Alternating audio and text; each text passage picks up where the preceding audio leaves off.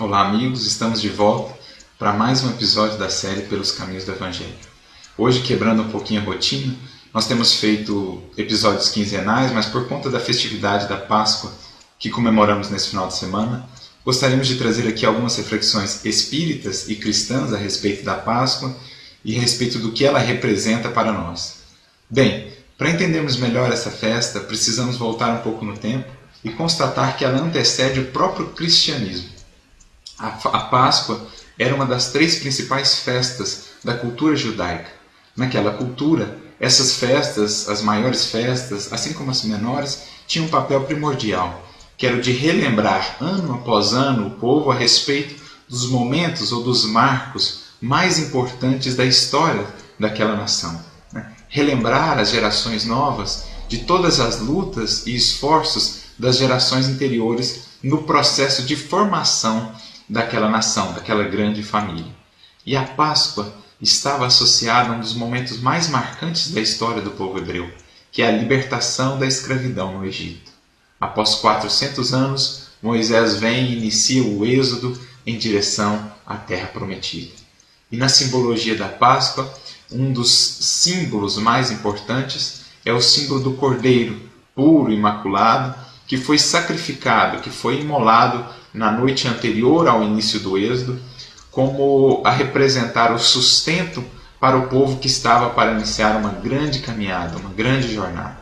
Então cada família se reunia e fazia ali uma ceia, onde aquele cordeiro sacrificado servia como alimento, o alimento que lhes daria sustentação para a longa caminhada que estava por iniciar. Na simbologia cristã, o símbolo do cordeiro é ressignificado e é associado ao próprio Cristo, ou seja, aquele que deu a vida por nós, nos preparando para um novo êxodo, para uma nova jornada, libertando-nos de uma escravidão, de uma outra escravidão, uma escravidão mais profunda.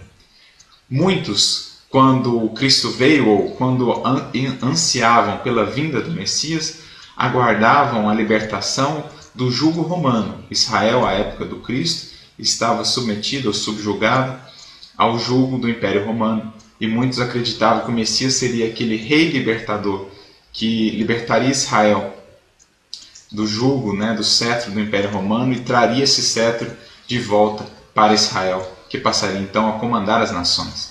Mas o Cristo vem nos libertar de um jugo ou de uma escravidão mais profunda, mais complexa. E é Ele mesmo quem vai nos dizer qual é essa escravidão, em um diálogo que Ele tem com os fariseus, que está narrado no Evangelho de João, no capítulo 8, versículos 32 a 36, que nós vamos ler aqui agora. Diz o Cristo: "E conhecereis a verdade, e a verdade vos libertará." Responderam-lhe: "Somos descendência de Abraão, e nunca nos tornamos escravos de ninguém. Como tu dizes que sereis livres?" Respondeu-lhes Jesus: "Amém, amém vos digo que todo aquele que pratica o pecado é escravo do pecado. O escravo não permanece para sempre na casa, o filho permanece para sempre. Se, portanto, o filho vos libertar, sereis realmente livres." Então aqui o Cristo deixa claro de qual escravidão Ele vem nos libertar: a escravidão do pecado. E o que é o pecado? O que significa isso? Essa palavra que ao longo dos séculos adquiriu uma conotação muito forte e mesmo um pouco diferente da conotação original. No hebraico, pecados, a palavra que foi traduzida como pecado é a palavra hatá. E o que ela significa? Literalmente, desviar-se do alvo, desvio da meta. Ou seja, existe uma meta a ser seguida, existe uma orientação a ser seguida. Quando nos desviamos dessa orientação, entramos ou incorremos em pecado. Ou seja, que orientação é essa? Essa orientação é a lei divina. A meta a ser atingida é a vivência de acordo com a lei divina.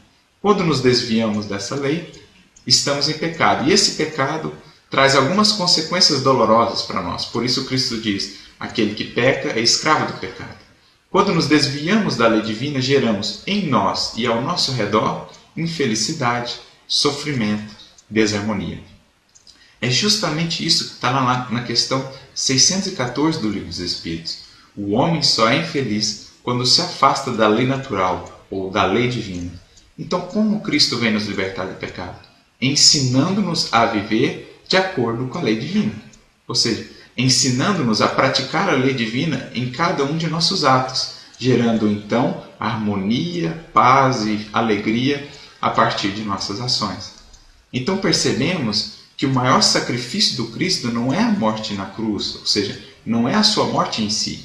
Temos ali o coroamento de toda uma vida de sacrifício, ou seja, uma vida mostrando-nos que para viver de acordo com a lei divina, precisamos aprender a sacrificar o nosso egoísmo, aprender a sacrificar o nosso orgulho, ou seja, aprender a doar de nós mesmos, aprender a servir.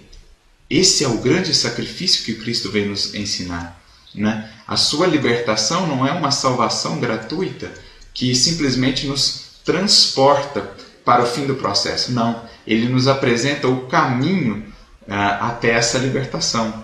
É como o Êxodo, né? O Êxodo é um processo, uma caminhada, para que cheguemos à Terra Prometida, que é uma condição espiritual de paz e de plenitude interior. É preciso que caminhemos. Caminhemos pelos desertos da vida, pelas dificuldades da vida. Por isso Cristo é um modelo que nos ensina como viver de acordo com a lei divina e o guia que nos ensina como trilhar todo esse processo até a Terra Prometida, ou seja, até a conclusão desse êxodo. Por isso, então, o Cristo é associado ao Cordeiro, o Cordeiro que se sacrificou e que marca o início de um novo êxodo para a humanidade de uma maneira geral e para cada um de nós em particular. O êxodo em que vamos nos libertar, deixar a escravidão no Egito e passar a buscar ou a caminhar em direção à liberdade na Terra Prometida. Ou seja, isso tudo se passando dentro de nós. É uma viagem interior, uma libertação das nossas próprias imperfeições e das consequências negativas que essas imperfeições nos trazem. Por isso, quando João Batista vê Jesus, ele diz: eis o Cordeiro de Deus, aquele que remove o pecado do mundo. Ou seja, não que Jesus venha e limpe todos os pecados e limpe todas as nossas imperfeições num ato milagroso. Não, ele vem e nos mostra como viver, como conquistar essa nossa própria liberdade e como nos desvencilharmos do pecado, dos nossos equívocos e das consequências negativas que esses equívocos nos trazem. Então, essa é a mensagem, a relação da Páscoa cristã com a figura do Cordeiro, né? Com a figura do Êxodo que está lá no Antigo Testamento, que já existia na Páscoa judaica. Cristo inicia um novo êxodo, um êxodo em direção à nossa libertação espiritual. Esse é o maior sacrifício do Mestre, não o sacrifício da cruz, que foi apenas o coroamento de toda uma vida de sacrifício.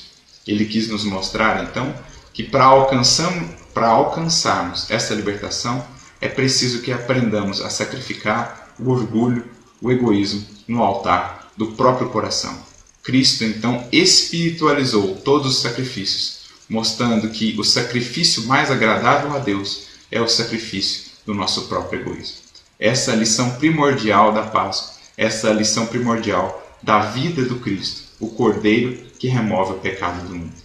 Mas a Páscoa traz outra mensagem muito bonita também, que é a mensagem da ressurreição.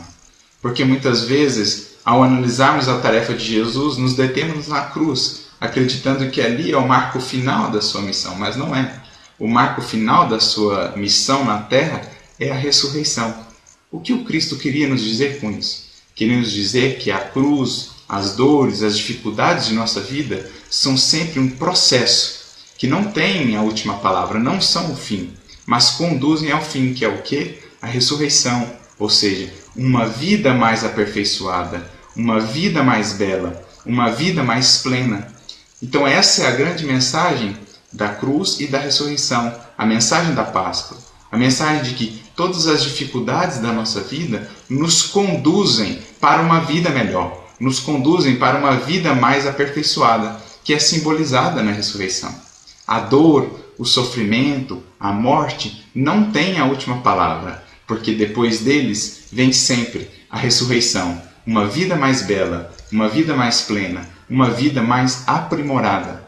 Essa é a grande e a mensagem muito bela da Páscoa, a mensagem de esperança, a mensagem de que tudo se renova, de que a vida prossegue sempre.